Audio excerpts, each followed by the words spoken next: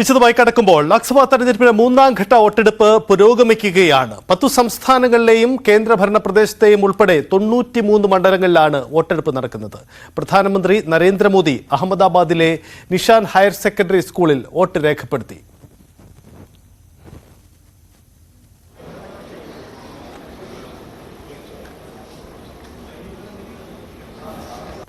हम लोगों ने देश में भारत की चुनावी प्रक्रिया कैसी है, चुनावी मैनेजमेंट कैसा है और दुनिया के लोकतंत्र के लिए ये बहुत ही बड़ा सीखने योग्य एग्जाम्पल है. दुनिया की बड़ी बड़ी यूनिवर्सिटी ने केस स्टडी करना चाहिए. आज दुनिया में करीब 64 कंट्रीज में चुनाव है, उन सबका कंपैरिजन करना चाहिए.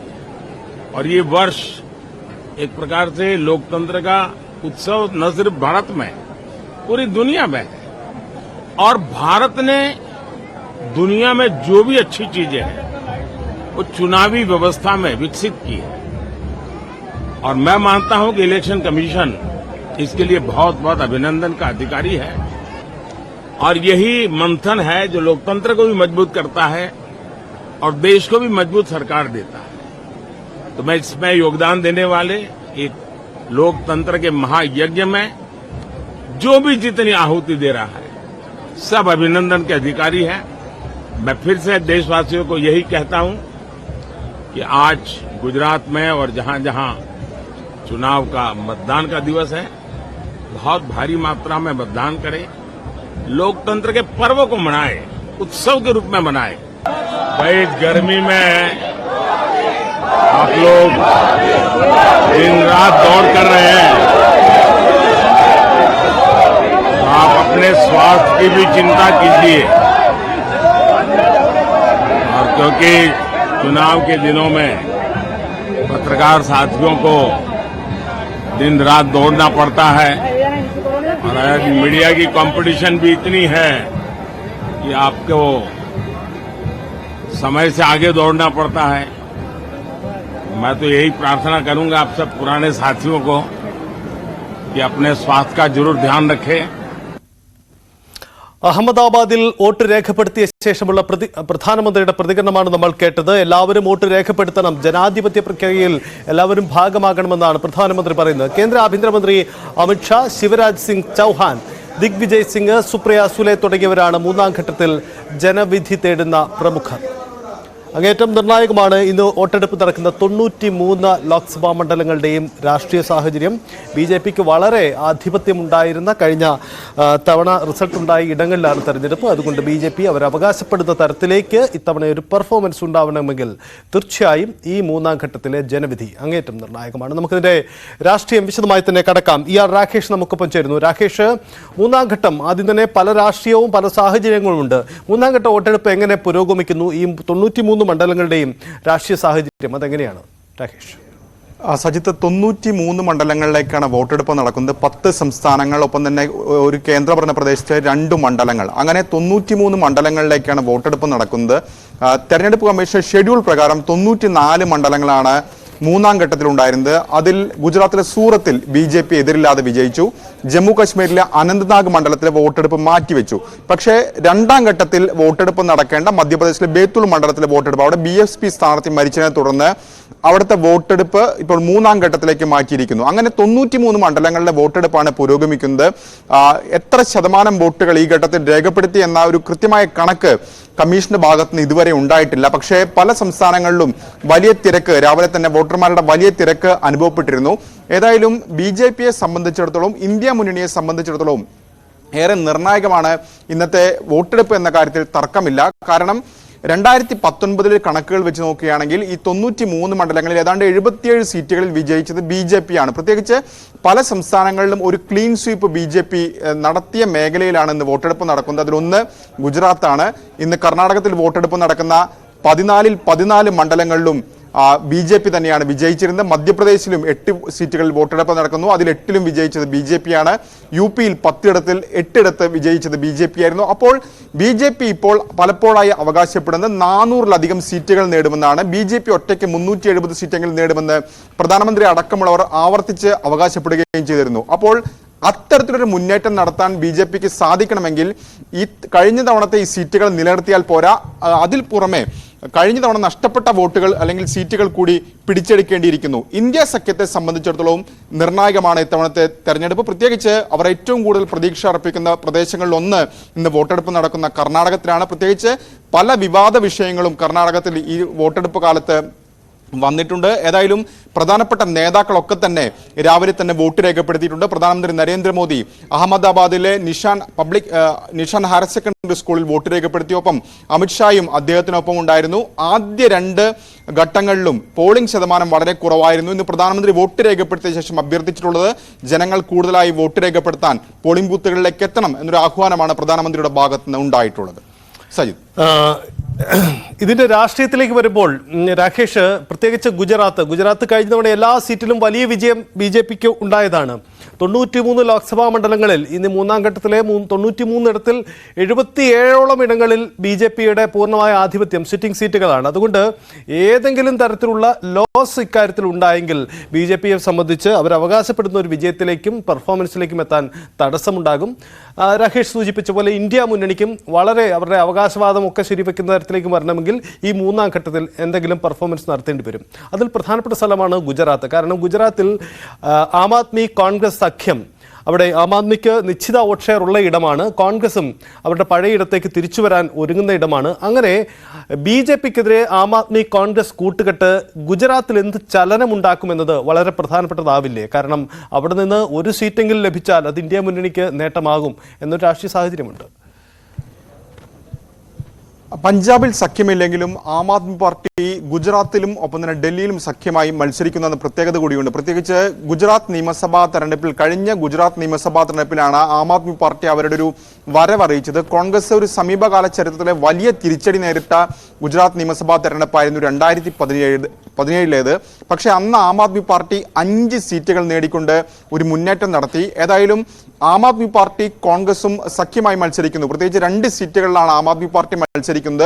അതുകൊണ്ട് തന്നെ ചില മണ്ഡലങ്ങളിലെങ്കിലും ശക്തമായ പോരാട്ടം കാഴ്ചവെക്കാൻ കഴിയുമെന്നൊരു പ്രതീക്ഷ ഇന്ത്യ സഖ്യത്തിനുണ്ട്. മാത്രവുമല്ല 2014 പ്രത്യേകിച്ച് മോദി പ്രധാനമന്ത്രി ആയ തെരഞ്ഞെടുപ്പ് മുതൽ 2014 ആകട്ടെ 2019 ആകട്ടെ ഒരു ക്ലീൻ സ്വീപ്പാണ് ഗുജറാത്തിൽ കണ്ടത്. 26 BJP വലിയ മാർജിനിൽ വിജയിച്ച മണ്ഡലങ്ങളാണ്. പക്ഷേ അവിടെ ചില വിഷയങ്ങൾ ഏതായാലും ഈ തെരഞ്ഞെടുപ്പിനെ പ്രചാരണ രംഗത്ത് വലിയ ചർച്ചയായിട്ടുണ്ട്. അതിലൊന്ന് കേന്ദ്രമന്ത്രിയായിരുന്ന പുരുഷോത്തം രൂപാല നടത്തിയിട്ടുള്ള രജ്പുത് വിഭാഗത്തിനെതിരെ നടത്തിയിട്ടുള്ള ഒരു പരാമർശം, ഒരു യോഗത്തിൽ നടത്തിയിട്ടുള്ള പരാമർശത്തിൽ വലിയ അമർഷം ആ വിഭാഗത്തിനുണ്ടായിരുന്നു. പ്രത്യേകിച്ച് ഈ ക്ഷത്രിയ വിഭാഗങ്ങൾ പരമ്പരാഗതമായി BJPക്ക് വോട്ട് ചെയ്തു പോരുന്നവരാണ്. അപ്പോൾ ഈ പരാമർശം ഈ സമുദായത്തിനിടയിൽ ഒരു അതൃപ്തിക്ക് ഇടയാക്കിയിട്ടുണ്ട് എന്നുള്ളൊരു വസ്തുതയാണ്. പ്രത്യേകിച്ച് ആ പോരായ്മകൾ പരിഹരിക്കാൻ BJP നേതാക്കൾ തന്നെ ഈ അവസാന ഘട്ടത്തിൽ മുതിർന്ന നേതാക്കൾ തന്നെ ഈ സമുദായ നേതാക്കളുമായി കൂടിക്കാഴ്ച നടത്തിക്കൊണ്ട് ഈ പ്രശ്നങ്ങൾ പരിഹരിക്കാനുള്ള നീക്കങ്ങൾ നടത്തുകയൊക്കെ ചെയ്തിരുന്നു.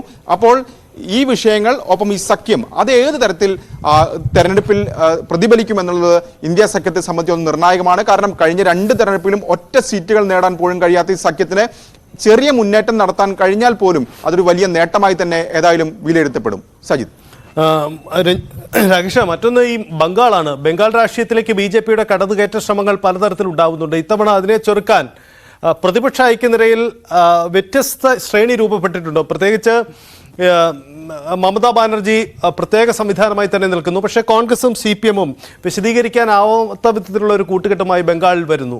അത്തരത്തിൽ മുഹമ്മദ് സലീം അടക്കമുള്ള പ്രമുഖർ ഇന്ന് വോട്ട് തേടുന്ന സാഹചര്യത്തിൽ കൂടി ബംഗാൾ രാഷ്ട്രീയത്തിന്റെ പ്രാധാന്യം ഈ മൂന്നാം ഘട്ടത്തിൽ എത്രമാത്രം പ്രകടമാവും? രാകേഷ്, സജിത്ത്, ഇന്ന് ബംഗാളിൽ വോട്ടെടുപ്പ് നടക്കുന്നത് 4 മണ്ഡലങ്ങളാണ്. മാൽദ ഉത്തർ, ഒപ്പം തന്നെ മാൽദ ദക്ഷിൺ, ജംഗിപൂർ, മുർഷിദാബാദ്. ഈ 4 മണ്ഡലങ്ങളിലാണ് ഇന്ന് വോട്ടെടുപ്പ് നടക്കുന്നത്. 3 ത്രികോണ പോരാട്ടമാണ് ഇത്തവണ ബംഗാളിൽ നടക്കുന്നത്. അതായത് ഇന്ത്യ മുന്നണിയുടെ ഭാഗമാണ് മമതാ ബാനർജി എങ്കിൽ പോലും ബംഗാളിൽ ഇന്ത്യ സഖ്യത്തിന് പുറത്താണ് മമതാ ബാനർജി മത്സരിക്കുന്നത്. അവിടെ CPM-ഉം കോൺഗ്രസുമാണ് സഖ്യമായി മത്സരിക്കുന്നത്. പ്രത്യേകിച്ച് സജിത് സൂചിപ്പിച്ച പോലെ തന്നെ മുഹമ്മദ് സലീം അവിടെ ജനവിധി തേടുന്നുണ്ട്. കഴിഞ്ഞ തവണ ഒറ്റ സീറ്റുകൾ പോലും വിജയിക്കാൻ CPM-ന് സാധിച്ചിരുന്നില്ല. കോൺഗ്രസിന് 2 സീറ്റുകൾ വിജയിക്കാൻ സാധിച്ചിരുന്നു. അപ്പോൾ ഇത്തവണ കോൺഗ്രസും CPM-ഉം സഖ്യമായി മത്സരിക്കുമ്പോൾ മുർഷിദാബാദിലാണ് ഏറ്റവും വലിയ പ്രതീക്ഷ ഏതായാലും CPM വെച്ചു പുലർത്തുന്നത്. അതായത് സംസ്ഥാന സെക്രട്ടറി മുഹമ്മദ് സലീം തന്നെ അവിടെ മത്സരിക്കുന്നതെന്നാണ് പ്രത്യേകത. പരമ്പരാഗതമായി മുർഷിദാബാദ് മണ്ഡലത്തിന്റെ പ്രത്യേകത അത് CPM-ന്റെയും കോൺഗ്രസിനും ശക്തിയുള്ള മേഖലയാണ്. പ്രത്യേകിച്ച് ന്യൂനപക്ഷങ്ങൾക്ക് സ്വാധീനമുള്ള മേഖലയാണ് മുർഷിദാബാദ് അടക്കമുള്ള ജില്ലകൾ.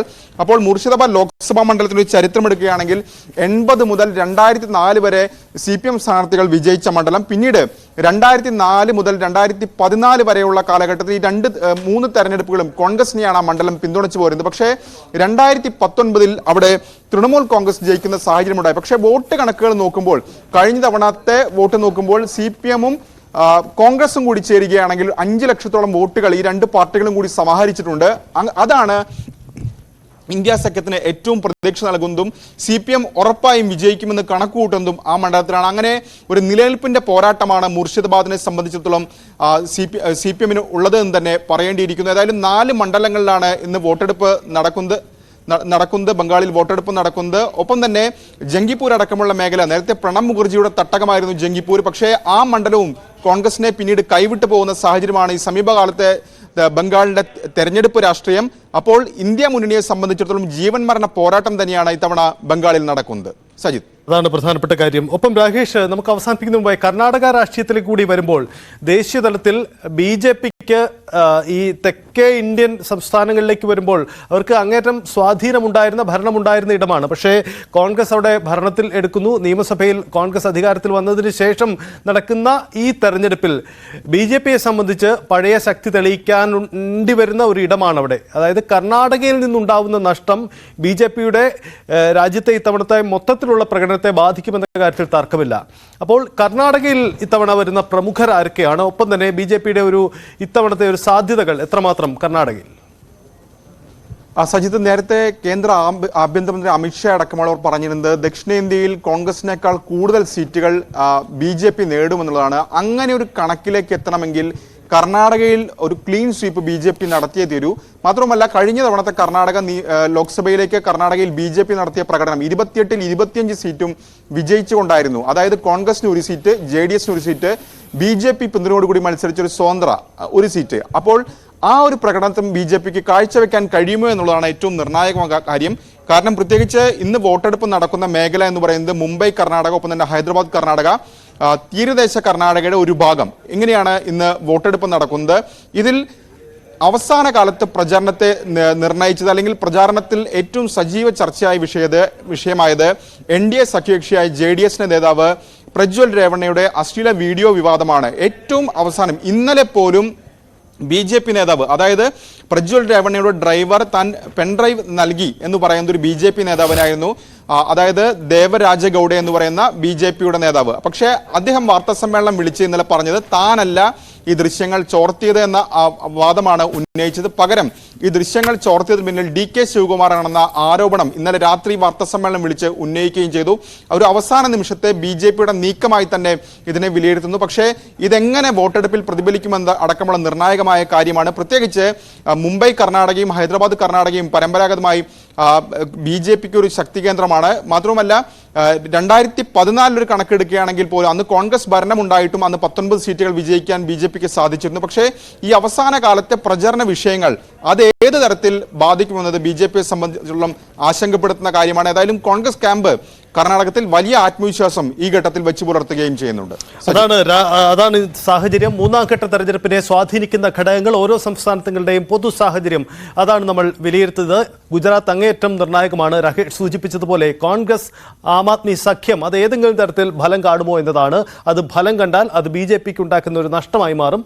അതേസമയം കർണാടകയുടെ സാഹചര്യവും മറ്റൊന്നുമല്ല. അവിടെയും സാഹചര്യങ്ങൾ സമാനമാണ്. അവിടെ ഇന്ത്യ മുന്നണിയെ സംബന്ധിച്ചും കരുത്ത് തെളിയിക്കേണ്ടതുണ്ട്. അവകാശപ്പെടുന്നതിന് പോലെ BJP-ക്ക് ഒരു ബദലാവണമെങ്കിൽ മികച്ച പ്രകടനം നടക്കേണ്ട ഒരു ഇടമാണ് കർണാടക. കേരളത്തിന്റെ സാഹചര്യത്തിന് തുല്യമായി തന്നെ കർണാടകയിലും അത്തരത്തിലുള്ള പ്രകടനം ഇന്ത്യ മുന്നണിക്ക് നടത്തേണ്ടതുണ്ട്. BJP-ക്ക് അവിടെ നഷ്ടമുണ്ടായാൽ അത് ദക്ഷിണേന്ത്യയിലെ നഷ്ടം മാത്രമായിരിക്കില്ല, അത് രാജ്യത്ത് മൊത്തത്തിലുണ്ടാകുന്ന നഷ്ടത്തിന്റെ ഭാഗമായി കൂടി BJP-ക്ക് അത് കണക്ക് കൂട്ടേണ്ടിയും വരും. അങ്ങനെ രാഷ്ട്രീയ സാഹചര്യങ്ങൾ നിർണായകമാണ് 3ാം ഘട്ടത്തിലെന്ന പൊതു പ്രത്യേകതയാണ് ഈ ഘട്ടത്തിലുള്ളത്. നമുക്ക് എന്തായാലും തെരഞ്ഞെടുപ്പ് പുരോഗമിക്കുകയാണ്. തെരഞ്ഞെടുപ്പിന്റെ വിശേഷങ്ങൾ കൂടുതലായി പിന്നീട് പരിശോധിക്കാം. മറ്റൊരു